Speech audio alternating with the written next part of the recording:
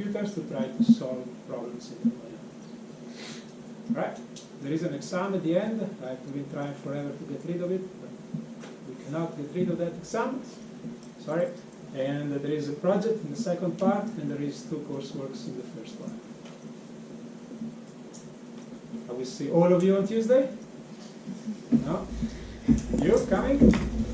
Come on, man. Careful what you wish. Right, questions? No? Thank you. Good luck.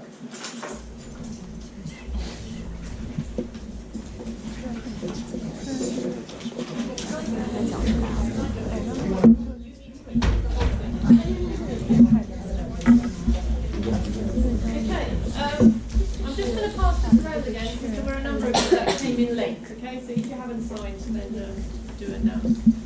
So I'm teaching 2 of the modules.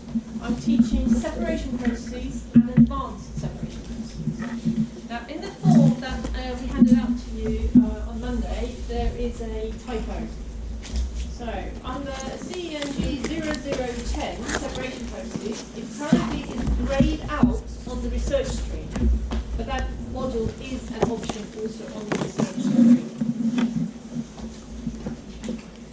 Can you just correct that? So, in separation processes, we are going to be talking about how we separate fluids, mainly.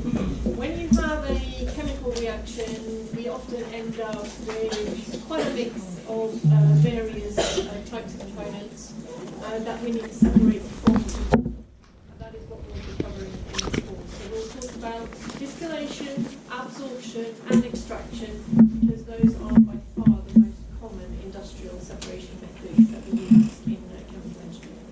So we're going to go through these in detail. We're going to follow the same procedure for all 3 of them. We're going to start by looking at the underlying thermodynamic fundamentals for each process. What is it that gives us the separation? You probably know for distillation it is based on you boiling the mixture. How do we do that? We're going to cover then absorption and then extraction. We will look at how we put together the mass and energy balances for those units, because what we want to be able to do is to design those units, so to decide how big they're going to be, and also design how we're going to be operating. Every chemical plant will have a separation unit. You may have 1 reactor and then 10 separation units of different types to separate what you need. So separation processes are a very, very key part of chemical engineering. For that first module, if you're on the design stream, that module is compulsory. If you have a first degree in chemical engineering already, you will have done this as part of your undergraduate. So you should not be taking this one. And if you try to, we might kick you off. So only don't sign up for it if you know you've done it already. If you're a chemist or you have a different background and you want to be on the research stream, then this might be a module that you might want to be interested in taking. It's called in terms of assessment patterns, there's 30% coursework, so there will be 3 items of coursework. We will be using some computational tools as part of the coursework. We will be using a program called GPROMS for one, which Dr. Samatakis also talked about, but we will help you give a little bit of information to you that our undergraduate students had last term. They had 2 hours, so we can very, very quickly bring you back up to scratch on that. We will also be using a tool called Aspen, which is an industry standard simulation tool. So we will teach you from scratch how to use Aspen if you haven't used that. And then there's 70% exam, which will be in there. So that's the first module. The second module is the CNG 0033, advanced separation space. That is optional on all of the streams. That follows on from the first one. This is done in term 2, and we're now going to be looking at more advanced types of separations. Some of the type of mixtures that we're facing in industry are very, very complex.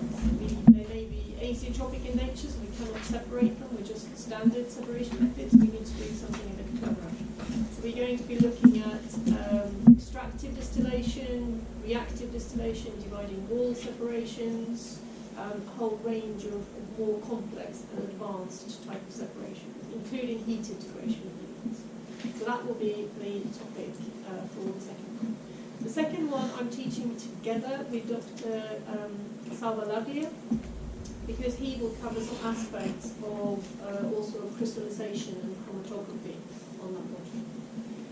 There we have 40% coursework. Some of it will be computational and some of it will be theoretical. But it will build on the knowledge from the first one if you do both. If you're a chemical engineer already, you've covered the first one already and you should be good to go into the second one.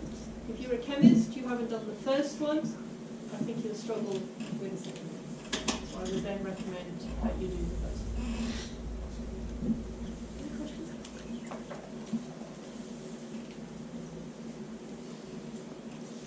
Makes sense? Good. Thank you.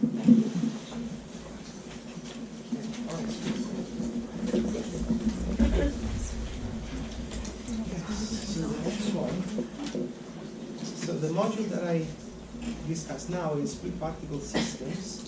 I am the module coordinator, but actually I'm going to teach only 5 lectures. The rest is covered by Massimiliano Materazzi. So this module is mainly about fluidization and crystallization. They are both unique operations and technologies that are used very much in chemical engineering. So you find fluidized bed in many plants. They are used to convert thermal energy into electrical energy, for instance, for catalytic cracking, and many other applications. All right, so I think that is a very relevant course. The complexity maybe of this course is that it deals with two-phase systems, because in fluidization and crystallization, in both of them, you are dealing with liquids or gases in which particles are dispersed. So, of course, the aim of this course is to teach you all the knowledge that you require in order to be able to design these reactors, and getting there involves various steps, all right? And since the system is two-phase, you might be a little bit scared, but actually don't be, because we start really from scratch. So we don't assume that you have already knowledge about these systems, and we don't reach a too advanced level, all right? So just to clarify this. So we start with fluidization. Most of the course is about fluidization, and we start with really the fundamentals about what fluidized beds are. We are going to introduce, these beds, you have solids that are in granular form. So we will start by defining what a powder is and which kind of powders we have and how they behave. And then we move on to describing the various regimes in which fluidized beds can operate. They can operate in homogeneous, bubbly, nuclear regimes and others, so that you get a clear understanding of the various regimes in which these beds can be designed and operated.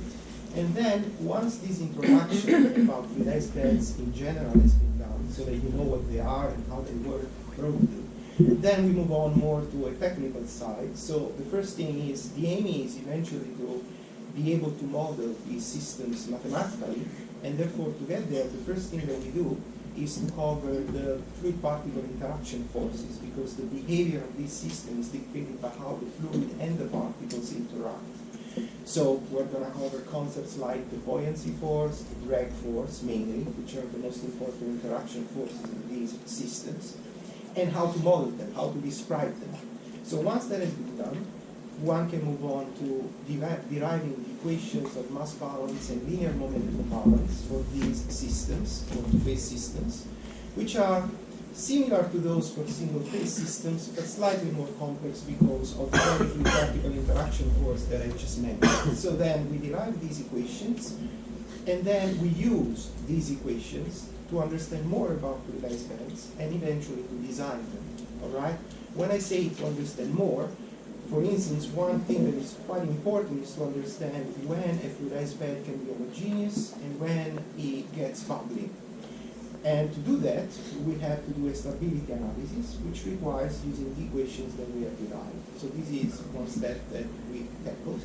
Then we start studying the the bubbling fluidization, which is used a lot in industry. Understand bubble dynamics, what bubbles are, how they behave in a fluidized bed.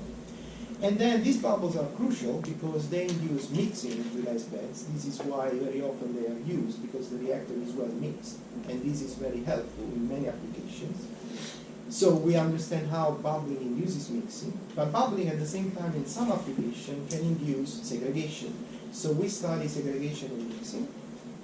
And then we also study heat and mass transfer, because they are of course crucial in chemical engineering application and in plants. And also these are dictated by the fluid dynamic behavior of the bed, which is dictated by the bubbles. So then, all this part is covered by Dr. Materazzi. Then my part is about essentially deriving mathematical models for fluidized bed catalytic reactors and fluidized bed combustors. So what I do is I start reading from scratch again, and I present to you how to model one single catalyst particle, and then once we have understood very well how to deal with one particle, we move on to the entire fluidized bed, and we see how we can derive equations that describe the bed as a whole, how to work out the conversion that you have in a chemical reaction in a fluidized bed, and we end up with a mathematical model that enables you to design a bubbling fluidized bed. First of all, a catalytic reactor, and then we move on to a combustor. The combustor is slightly more complex because the particles react as well. All right? Of course, the model that I'm going to present is very basic, so don't be scared, all right? But the approach and the way of thinking is general. So it's not going